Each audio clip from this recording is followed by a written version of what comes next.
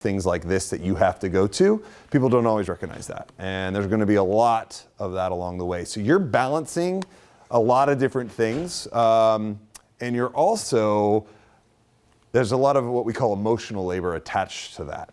So when it comes to training and practicing and, you know, developing your athletic ability and your skill set, you all have an emotional labor there, something that you're thinking about, that you worry about if you've had a bad game or if you've injured yourself or how you're coming back from that or if you're having a tough season, whatever that might be. That adds a whole nother element, all right? And then a lot of you, though, are probably on scholarship, too. And you're on scholarship here, and so you know that your education depends on this as well. So when you really think about it, there's a lot of things and a lot of pressure that is thrusted upon you from your start here. But not everybody recognizes that type of pressure, especially because, is everybody in here a freshman? Yeah? Anybody transfer student? Any transfer students? All right, sometimes I have some transfer students in this as well, right? So at 18, 19 years old, or however old you are, right? You're away from home, some of you far away from home. You have to adjust to a new place. Some of you moved to college a couple days after you graduated from high school, so you haven't even really had the opportunity to do that. It's the third week of school. How many of you have already traveled already for your sport? Right? So you're already learning how to balance those things. So my goal is to work as a faculty member to help other faculty members understand what's going on in your lives. All right? So, whoops, this one I got a little trigger happy. All right, have you been a victim of student-athlete stereotypes? All right, so I want you to think, what are stereotypes about student-athletes that we got? What'd you say? Special privilege. So what about your special privilege? What do you get? You get like free grades. Yeah, we just give you things, right? Those of you who are in my class, did you get a free grade from me? No, not at all. All right, so we just hand out the grades so you stay eligible, okay? So you don't have to work very hard. Other stereotypes about athletes. You're dumb. Yeah, are you guys dumb? Right, so there's this thought that you're dumb, okay? Right, you don't have to work as hard. You got in, not for your brains, all right? Other stereotypes or things maybe you've experienced. I know you haven't been here long, but maybe high school or wherever, or things that you know people have experienced about athletes. We think we're entitled to something? Think that you're extra entitled, right? That you're supposed to be, you're special because you play a sport here, right? So you think you're better than the other students? All right, what else? What else irritates you when you hear people say things about athletes or about lives of athletes that you've heard? I just assume we're really cocky. You're cocky, yeah. Everybody's cocky. You're troublemakers, right? Okay. Are you lazy? It's funny. A lot of people think you're lazy in terms of class, right? You're lazy. You're not trying. Disengaged is some things that we've heard. What about, you might not have experienced this yet, but have anybody heard, well, you shouldn't complain because you're getting a free education? Right? You're getting a free education. Why am I not getting a free education? Right? So there's some dissonance that comes, and some people get upset about that. So why does athletics get everything? Right? Those type of things. Here's some examples I've heard from people from this university. When a few years ago, I collected data from athletes and found out some of the things. There was a class, unfortunately, at this campus where a professor asked the athletes to raise their hand. These are the athletes, and they raised their hand. They're like, all right, everybody, look around. This was a large lecture. These are the kids that will fail this class. Yeah, that happened here. All right? So if you were in that class, how would that make you feel? Right? Like, what do you say? How do you react to that, right? So the question is, does that upset you when you hear that story? Well, it should, right? Okay? So then people respond in a couple different ways. So you have these stereotypes. You know that what you're walking into, right? You know what people are thinking. And most people, especially as we know, people of your age, and this has nothing to do whether you're an athlete or not in terms of your brain development at this point, it's either most people react where they shut down. They're done with that person, right? Done with that, which equates to you're probably done with that class. right? Some people want to prove the person wrong, but in terms of personality traits, that's usually rarer than people just being done with it, right? There's also, some assumptions that we expect a lot from you and don't want to give you the benefit of the doubt when you're traveling, all these different things. So these things come around. So the thing is, I say we can prove them wrong. And there's really simple ways you can prove this wrong. And I'm not saying that every single professor and student on this campus hates athletes or thinks badly about athletes. That's not what I'm saying. But you're going to run into things because there's people making assumptions about you before you even meet them. And that sucks. But that's just the reality of it all. Especially those who've taken my class, you know that that's the perception chapter, right? Chapter 2, principle 1, right? Yeah, COM 1310, maybe. That we may have these first impressions, right? And a lot of how people perceive you can be changed by the way that you communicate verbally and non-verbally in the classroom. So I argue that let's prove them wrong, right? Let's prove these people wrong and show that you are engaged, that you are here wanting to get the best out of your education, do well for the school, and let them know what you're working and what you're balancing. All right, so some things to think about. All right, so the life of a student athlete. Why is it important? Why do you think, and I put some stuff up here, but why do you think it's important to perform in class? Why is it important for you to perform well in class, I should say? All right, so why do you need to stay in school? What? Get a job. Get a job, get an education, get a degree. Okay? What are other reasons? You got a what? Yeah, you're a role model. You're a model for other people who may have come from your community, things like that. I said to make money. You got to make money. Yeah, you need a degree to make money, right? You want your life to be a little better. So we don't gotta run. You can what? Yeah, so you don't have to run. No, okay. Yeah, so if your grades aren't good or you're not performing well in class, you got to run, right? You got to stay eligible, right? There's some really basic things that you have to do and why you have to perform well, but hopefully it's also that you want to perform well, that you remind yourself that your main goal here, your first job here is not athlete, it's student. And you got to keep that in mind, and that you will benefit from an education. No matter what you do with your life, we know that people with an education will perform better, not just in terms of their professional life, but also their personal life. All right, so that's the first thing. Did your responsibilities to your teammates end, do they end on the field, court, course, track, or whatever you play? Where they continue. You actually are in a situation where most people, when they go to class, the only person that matters in terms of their performance is themselves. That's it. If they screw up, if they don't want to go to class, or they mess up, they fail, whatever, nobody else is affected but them. But in your case, if you fail, you are affecting your entire team, right? Because if you're not eligible, you're not able to play, right? Things like that, you don't get to come back, that's affecting an entire team. So you have a little extra pressure in regards to all of your moves. Everything that you do affects however many other people are on your team, depending on what sport you play. So what goes through your mind when you have a big game and a big test the same week? Does that stress you? You might not even have had that yet. Right? So when you get to that, does that stress you out? When you look at, if you look at your syllabus and you look at your travel schedule and you see that you have to miss classes, some sports miss a lot more classes than others. Does that stress you out? Or have you even thought about it yet? You haven't even thought about it yet, have you? No, right? That's going to happen. That's going to come up. You're going to have tests. You're going to have speeches. You're going to have papers. All these things, and you're going to be focused on this, and it's hard for non-athletes to think ahead. My students do not, whether they're athletes or not. It's a hard thing to think ahead. So you have this extra burden where you have to consider two schedules. You have to consider your schedule in terms of your sport, but you also are going to have to consider all of your class schedules. And most professors expect athletes to turn their work in early if they're missing, not late. So now you got to work at a schedule. And if you aren't on top of that and you don't have a lot of time and you are waiting to the last minute to do something, you're underperforming. You're performing probably not as good as you could in that class or on that assignment, which is also reinforcing a stereotype. That might not be true because sometimes we get ourselves more into a time management crunch. It's not that people are dumb or lazy. We just sometimes mismanage our time. And just like any other freshman, you all have to learn how to do that. How do you balance? How do you balance? How do you do that? And there's a lot of distractions. You also probably want a little bit of a personal life, would be my guess. You're probably all, trying to, flirt with people and, find someone to cuddle with, all that. I get it, right? That stuff's happening. You're 19. I get it, right? How do you balance All of those things.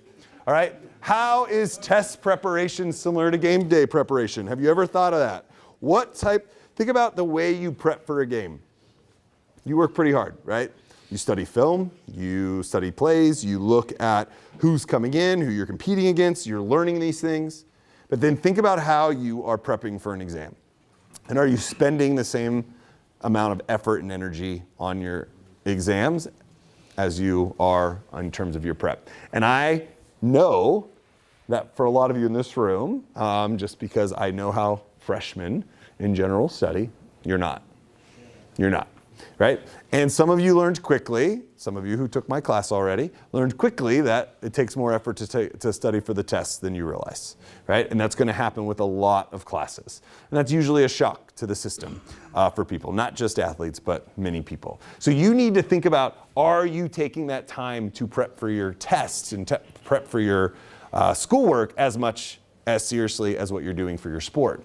And if you're not, remember, this part, the test part, that's going to impact the game part. And you'll be done really quickly if that other side falls short, right? You can't fall short on both sides. All right, so let's talk a little more here. Whoops. All right, so what are my professor's expectations of you? So what you got to remember, a lot of you are in probably big classes, 400-person classes, big classes. Some of you have obviously some small classes as well. All right, but think about class engagement. So when I say class engagement, what is class engagement? What does that mean, class engagement? Someone tell me. Someone be engaged. All right, talking. So what do you mean by talking? Okay, so being part of the conversation, answering the questions or asking questions as well. Good. How else are you engaged in class? Can you be engaged? Sitting up, like paying attention. Yeah, nonverbals, right? So what does it look like, right? So we have to think about verbal and nonverbal indicators. All right, so what are nonverbal indicators? If I'm a professor and I'm looking out in my class, right, how should you look to show that you're engaged nonverbally? Like these guys up there, they're pretty engaged. Right? Right? Is that engaged? So, what's it communicating? Right? Not engaged, right? So, from a nonverbal standpoint, how does the teacher going to respond and think about that behavior? Right? You don't care, right? That's going to be the initial thing. You put a sign up that says, I don't care. So when you come to need help, do you think I'm going to care? No. Other things that you do or you notice, like to show that you're engaged, or things you don't do to show you're engaged. Phones. Phones is the biggest one, right? Phones. Put your phone away in class. Put it in your bag. If you don't trust yourself to like not be off of it, I get it. You're kind of addicted to it. I teach a whole class on how we're addicted to phones and addicted to what the phones provide for us. Put it away, put it in your pocket. And what research also shows, that phones are so distracting that you are absorbing less than half of what previous generations used to observe when they listened. Because we're looking at it, we're mindlessly scrolling, right? Even when there's nothing there, we're mindlessly scrolling. So same thing with studying. On your own, if you're studying, you shouldn't have your phone out when you study. Your brain actually retains more information if it's not stopping every few minutes. Every time you look at your phone, your brain has to start over. So every time you stop doing whatever you're doing and look at your phone and go back to what you're doing, your brain has to start over. So especially when you're studying for a test, essentially you're only studying for the first chapter or so because your brain has to start over and it's not retaining information. All right? So what do you think in a class if you're on your phone not paying attention to the teacher? Obviously you're not retaining information, and then when you don't perform well or you don't know what's on a test or you miss an assignment, I'm not going to give you the benefit of the doubt. If you're on your phone all the time, I'm saying, well, you're on your phone. You missed it. Not my issue. All right? Other things, what does engagement look like verbally or non-verbally? So we heard asking questions already. What are other things you can do verbally and non-verbally to show that you are engaged and interested in the class, even if it is the most boring class you've ever taken? Take notes. And that helps you stay awake. Take notes. Right? Taking notes and have the material in front of you, that's helpful. And a lot of times, a lot of professors will post their PowerPoints. Take advantage of that if they post their PowerPoints. Then you don't have to copy down what's on the PowerPoints. You are going to take notes on what the professor's saying. So like in my class, I post all the PowerPoints, so you don't have to sit and spend the time copying what's on the PowerPoint. You're actually listening to what I'm saying and explaining, writing down my examples, and that way it's there. Because a lot of times the PowerPoints, that is just an outline, right? To prompt me on what to say. It's not word for word what I'm saying. So you need to engage and take notes on what the professor's saying, because a lot of times the examples we use also are the examples on the test. You can kind of crack the code. I have a couple students that have had me for several classes, and then once they have me a few times, they always say they crack the Burns code and they can just ace everything because they know exactly, they've had me enough that they know exactly what I'm saying, when I'm saying it, and know that's going to be on the test, and they're able to do that, right? And most professors, that's the case. But so many people don't take notes. So many people don't even show up with a pencil, right? They just come and they sit, right? Most people do not have photographic memories to be able to do that.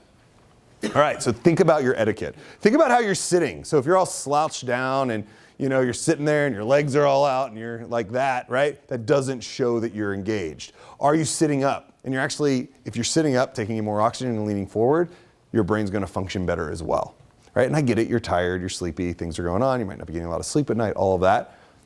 Be engaged. And different professors have different ways of have different rules on that too, in terms of food, for example. I don't care in my small classes that if you bring in food and you got to eat as long as you're engaged. Some professors though have like strict rules on that. So make sure you know what your professor's preferences are and if you're allowed to do that. In some classrooms on campus don't allow it. So why is this important? Why is this important? This is how perceptions are built. And so if you come in and you aren't engaged and you're not showing you're engaged, I'm going to perceive you as a bad student. It doesn't matter whether you're an athlete or not, right? That's going to add to it. But even all my students who are not engaged, I'm going to perceive them as not caring. And if you're not caring, then why should I care about you?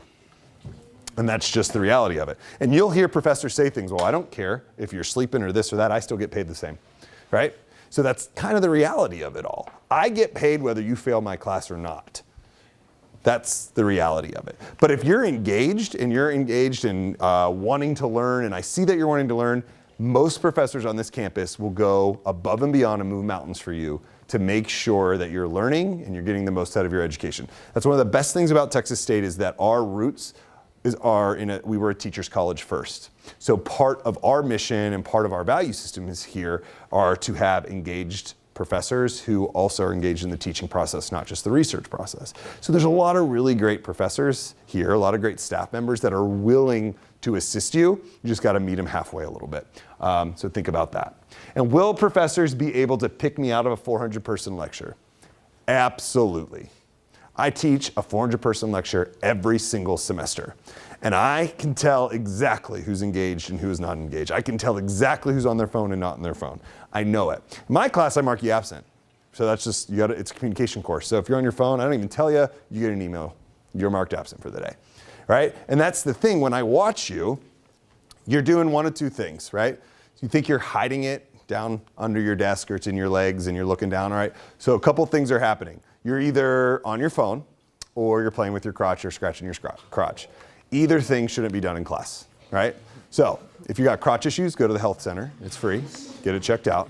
Or more than likely, you're on your phone. Yeah. Wait, so you're saying if I come to class, I'm like laying down, you gonna mark me absent? Yeah, if you're not engaged. You can do that? I can do that. I can do whatever I want. Yeah. Just because you're physically there, especially if it's a class like communication that requires interaction, yeah, I'll mark you absent because that's part of the expectation that you're engaged. So keep that in mind and check your syllabi in your other classes. There's a lot of classes. If you sleep, all of those things, right? Now, different professors might wake you up. I don't. If that's what you choose to do, cool, go with it. You don't want to be there, I'm going to mark you not being there. All right? But something to think about. You can't hide. We see you, especially when there's one of me and I see what's going on. I know exactly what all of you are doing right now, right?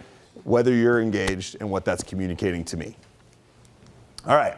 So what else can we do to build positive impressions? So think about what you can do to show up and be engaged, right? Taking place in the classroom, right? But again, we already got it. Get off your damn phones, right? That is the biggest thing. If you walk in, it would be a much better thing I have to fill out as a professor when I have athletes, I have to fill out a progress report about you. And I have a notes section and I put in there all the time, on their phone, not paying attention, this and that. But I also put in things that they're doing well, right? So I love it when I can say, you know what? The guys did really great. They're engaged. They don't have their phones out. I point those things out too. We notice that. We pick up on it. And so those are the things that you kind of want to build up. You want, as a student athlete, to know that, oh, I like it that I have student athletes in my class because I know they're going to be engaged. I know they're going to try. I know they're not going to be on their phones. Right? Those are the things that you want to build. And there's certain teams that have better reputations than others in the class. That's just the reality of it all. Right? There's certain teams that have better reputations in the classroom than others because they think about those perceptions, right? So you should want your team to have that positive impression because that benefits you as well. Who do you think got the better reputation? Huh? Who? Do you want me to tell? So the team that has the best reputation among faculty members in the class is soccer. So.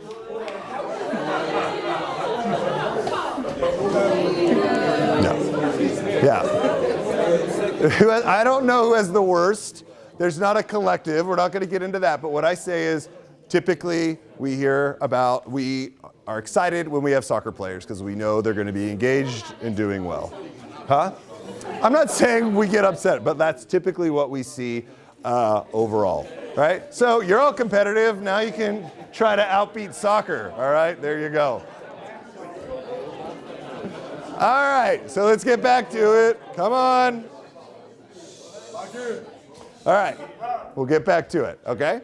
So, I think I might have started something here. All right, let's be proactive. All right, so simple things about giving dates of when you're missing, right? Yes, I usually get an email or a letter from a coach or somebody on staff, but think about the first impression. If you come up to me as the teacher and say, hey, next week, a week from now, I'll be gone.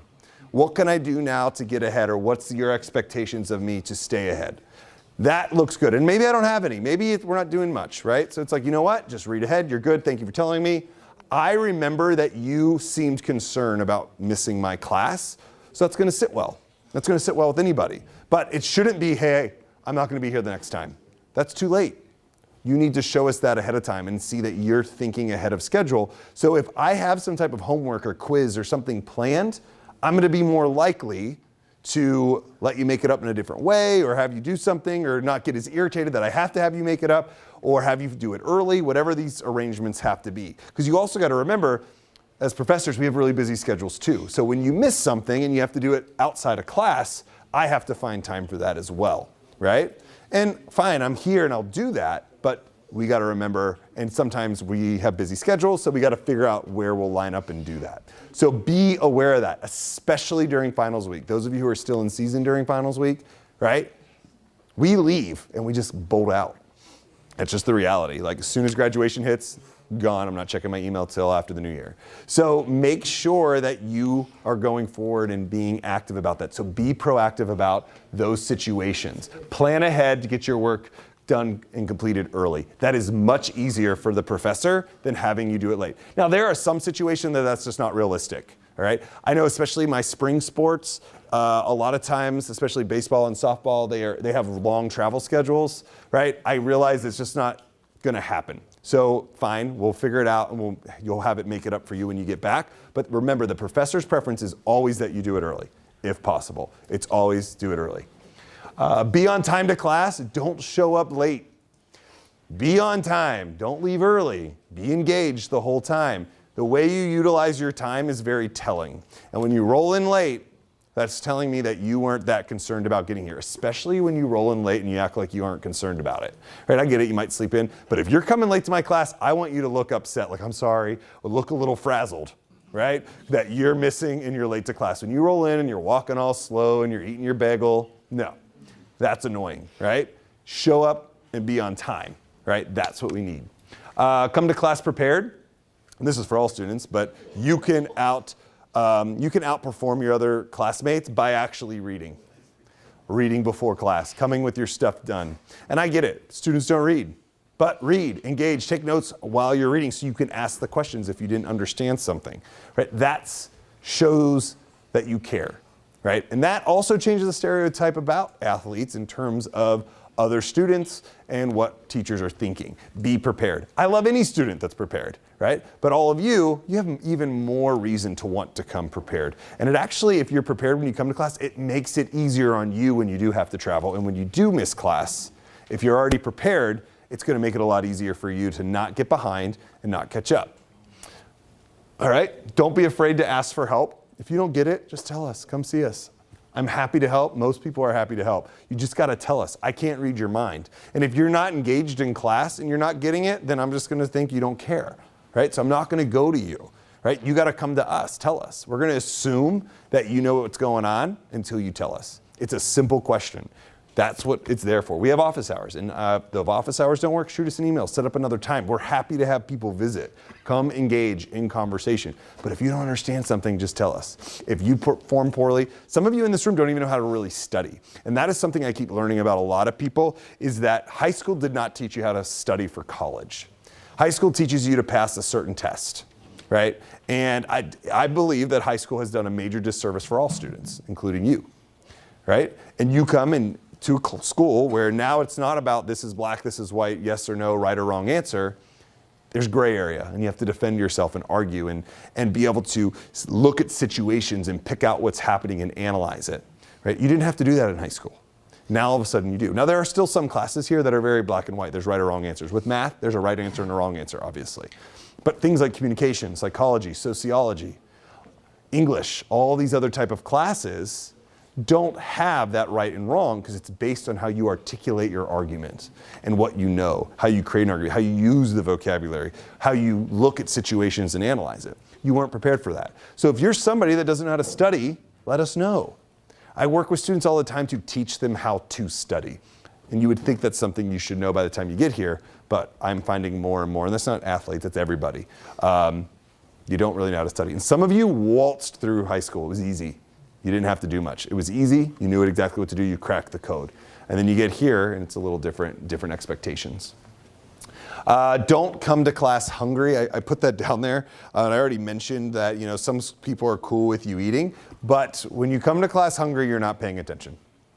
Right? That is all you're engaged in. So look at your schedule and plan it out when you can eat. Or if you have back-to-back classes, bring a snack. Eat between. Right? You got to think about how you're eating. Right? Especially most of you in this room are probably more active than the average student, especially when you're in season. Right? So your body requires more energy and more food, right? And we get that.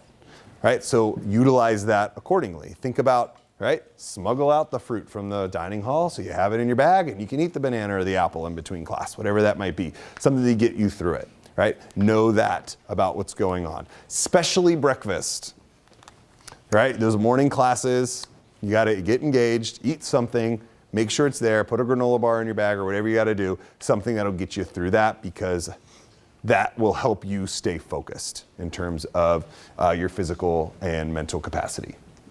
All right, so what should you do if you're having problems in class? You're going to have problems in class. That's just reality. It doesn't matter who you are. Everybody has a problem at some point in class. Might not be this year, might not be next year. It'll happen at some point. You're going to have a problem, right? And that problem could vary depending what it is. All right, so why is it useful to speak with your instructors face-to-face? So why do you think it is so important that I'm telling you should talk to your professors face-to-face? Yeah. So that they actually know who you are, they don't just see a name. Yeah, they don't just see a name, or in your case, they just don't see a jersey, right? Good, yep. They ain't gonna respond to your email. Yeah, they will respond faster to your email too, and some don't respond to your emails, you're right. Because a lot of professors are bad about answering emails, right? They get a lot of it. So this semester, I have almost 500 students. I get a lot of emails. And sometimes it takes me a while to get through them. And I answer them in the order, and sometimes that's just the reality, right? So if you come and talk to us, that's great. If you have teachers that only have small classes, it's a little easier for them to answer the emails. But you're right, some professors are just bad about emails, right? So it's good to have the face-to-face. Other reasons. Why is it important to talk face-to-face with any human?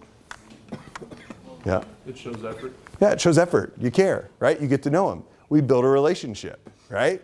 Even if they're not remembering your name all the time, right?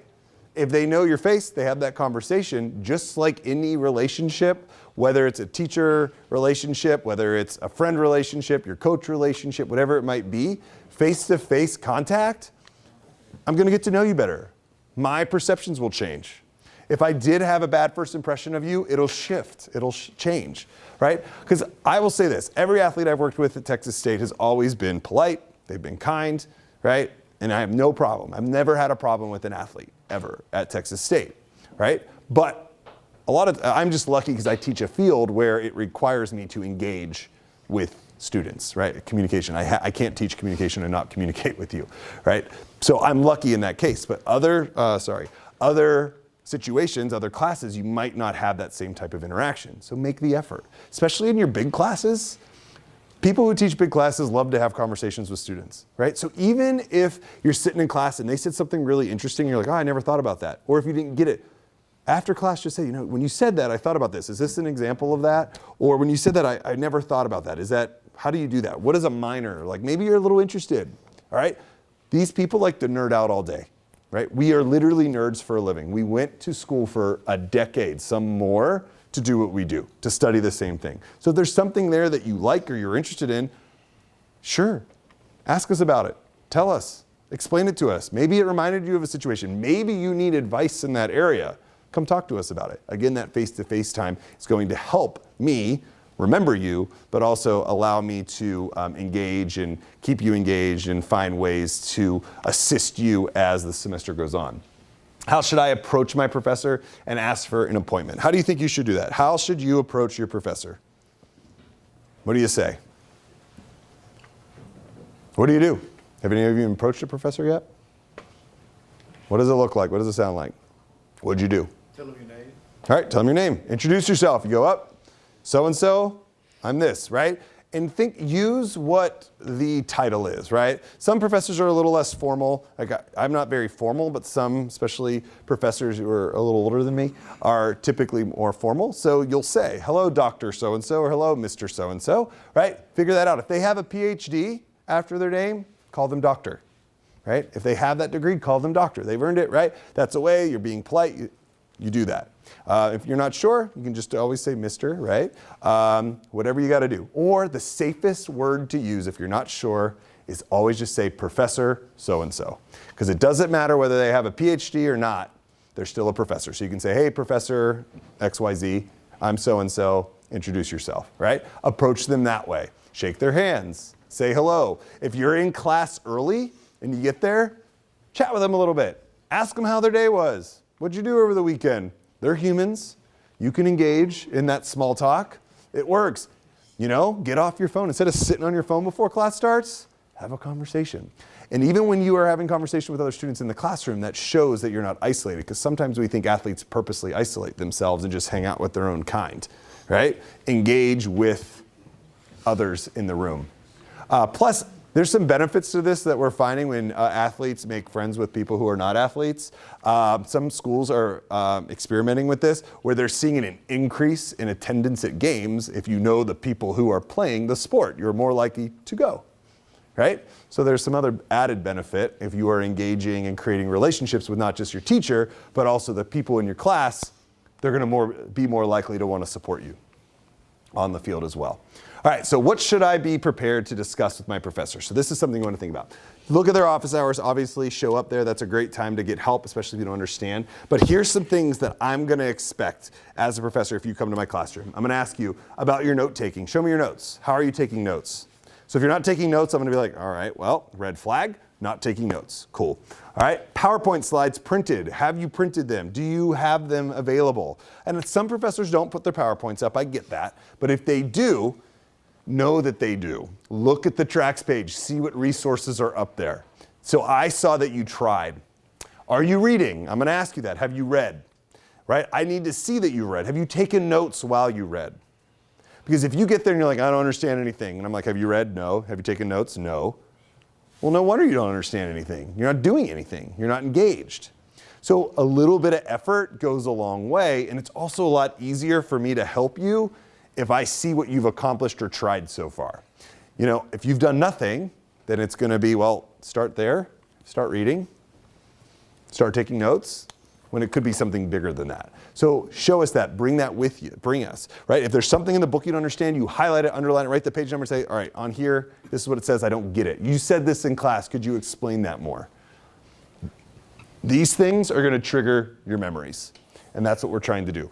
So when you're studying, I always say any way you can make the material sticky will help it stay in your brain. And the way you do that is the more senses you engage in the material, the more likely the information will be recalled. So that is taking notes, reading it out loud so you can hear yourself, listening to the lecture. The more senses you engage in the learning process, the more likely you'll be able to recall and understand the information. Right? So you want to engage in that. Studying and reading, sometimes it's helpful if you feel like you don't retain a lot when you read out loud, because then you'll hear yourself. It takes a little longer because you got to say it out loud, but read out loud. You'll sometimes retain more information that way if you have a hard time with that. Or get the audio book if possible. Some textbooks have the audio version because a lot of our books do that to help our blind students so they can hear it. You can also engage in that if the audio book is part of the electronic version. That might be something helpful for you as well to stay engaged. All right, let's talk about emails. This is something that forms impressions. So I have taken real emails I've received from students and copy and pasted them. I have removed names. So these are real emails, all right? So I want you to look at these examples and think about what's wrong. So I have this one. Hello.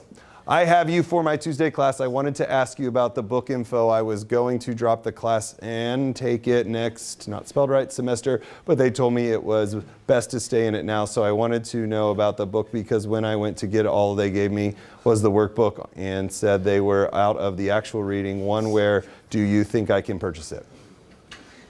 I did not change anything in that. So what's wrong with this? There's no punctuation. Yeah, grammar. Where is the sentence? What else do you see? What? Too much, right? Repeating themselves. Did they proofread? They didn't even say hello. They didn't say hello, whoever. They didn't sign their name, right? Ex-student. They spell things right. They don't even capitalize I. Next doesn't even have all the letters.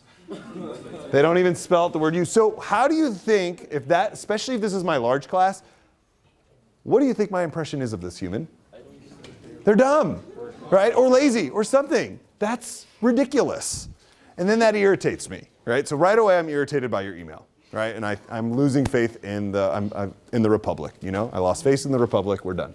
Right, how about this one? This student had a question about an assignment.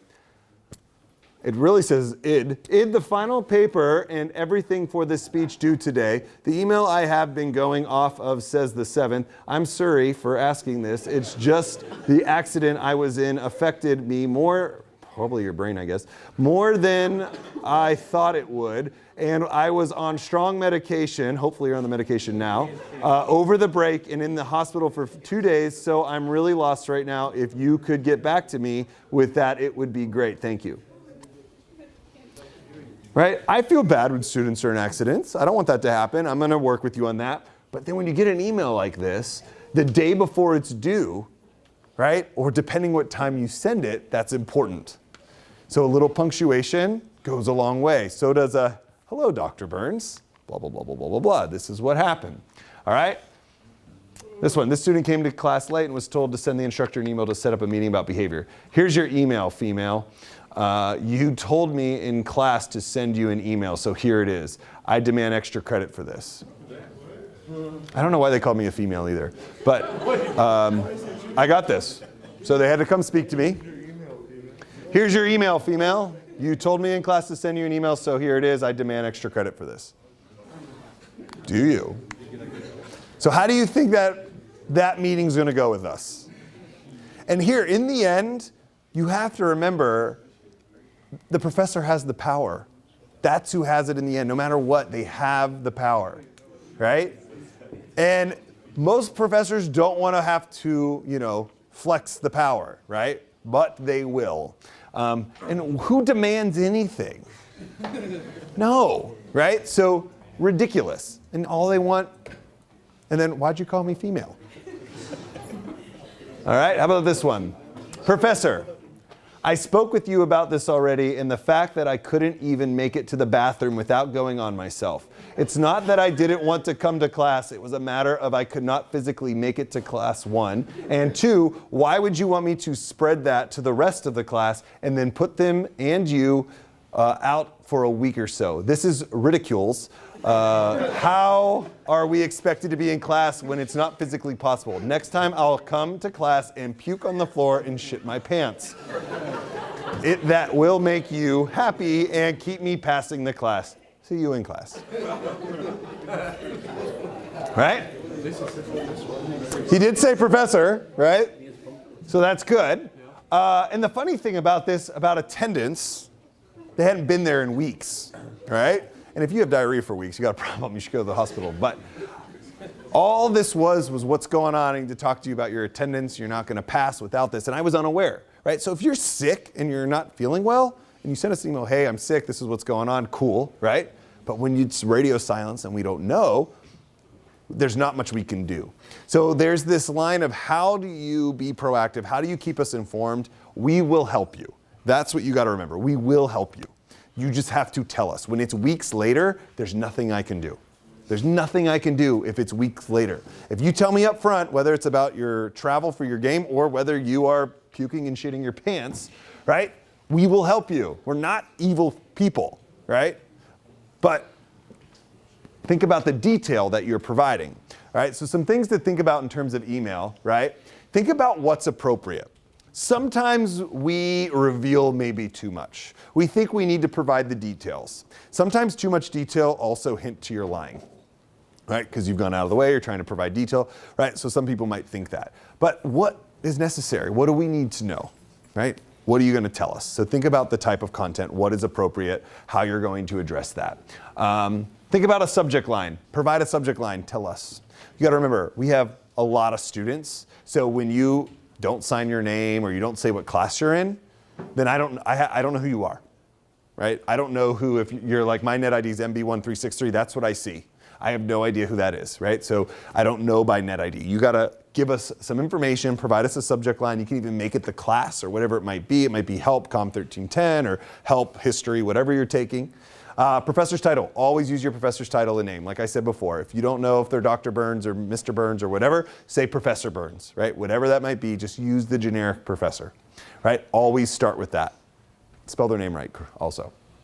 Grammar, use it. This includes punctuation. Don't write it like a text. Write it like an email. There's different things you do via text, and there's different ways to write via email. Via email is more formal. So you need to use it in a formal manner. Make sure it's proofread. Proofread it a couple times. Don't type it and hit send. Type it, read it, and then hit send. Sometimes they even tell you, don't put their name, don't put the email address in until after you read it. So if you accidentally hit a key, it doesn't send before it's done. Right? Read through it. If you're worried because you feel like it might be a sensitive subject or something going on, have your friend read it and get their feedback on it before you hit send. But just proofread it. Proofread it. Spelling, right? Spell checks, important. Pay attention to that. Don't trust the computer. So for example, I had a student who was trying to talk about public health, and she kept typing pubic health. And pubic is a word, so it didn't come up spelled miscorrectly. But there's a big difference between public health and pubic health, right? So think about that. That's why proofreading is important. Think about the timestamp. I can see when you sent this, right? So that's very telling. So if you're up at 4 in the morning sending me this email and that paper is due at 9, we're going to have a problem, right? Already I'm like, well, she waited to the last minute, or he waited to the last minute, right? That is telling, the timestamp. Think about the timestamp. Also think about the timestamp, but when you send it, and if you don't have a response right away, teachers have lives too. We teach, we do other things. I recently, this summer, I got an email from a student asking a question, and I taught a couple classes in the summer. She sent it at like 1 p.m., and at 3:30, I had this scathing email about how rude it is that I do not respond to emails. I've been teaching. I've been in class for 2.5 hours. Chewing me out, telling me what a bad professor I am. I won't respond to emails. No. Emails do not require an immediate response, right? So got to give it time. So then, then when I read that, it's like, well, my syllabus says I will wait 24 hours I have up to 24 hours to respond to emails. So I purposely waited 24 hours to respond. But you have to remember that we are doing other things. So you got to keep that in mind, especially over the weekend. There are some professors that do not check their emails over the weekend, right? So keep that in mind as you're doing this and what the timestamps are. Emails are a lot of times your most primary form of communication with us, so that is where most of our impressions are built, all right? So with that saying, I have some final thoughts for you. First off, though, before I do that, we got 5 minutes left. What questions do you have? Or like you're in a situation right now, do you need advice on? I won't go run and tell anybody, but do you have any questions or comments or things or tips for the rest of the athletes here that you found that have been helpful? Yeah? So like I'm in a class right now where, Listen up, guys. where the professor, like it's a giant lecture, he doesn't really ask questions and everything's like, he's a very student instructor based on sessions and office hours, but with practice in classes I can't make. So your office hours don't line up with, or his office hours don't line up because of practice and things. Student Yep. structure, so I can't. So what you gonna do, so that's probably very common. Some of you probably have the situation in regards to your time in your practice or other classes even are at the same time as a professor's office hours. So all you gotta do, you email them, say, hey, I have class at this time and practice at this time. Is there any other time you're available to chat? Here's what put in there. This is the thing I wanted to talk about. So they have an idea. And maybe they'll say, yeah, I'm also here at this time or this time. Maybe they'll say, catch me after class if you can. Maybe they'll say, can we schedule a phone call, right? So I just tell you to tell me that, right? It's not your fault if you have class or practice. So let us know that, and most professors will adjust. We're there other times of the day. And if you ask that and they say no, then maybe that's something that their department chair should know.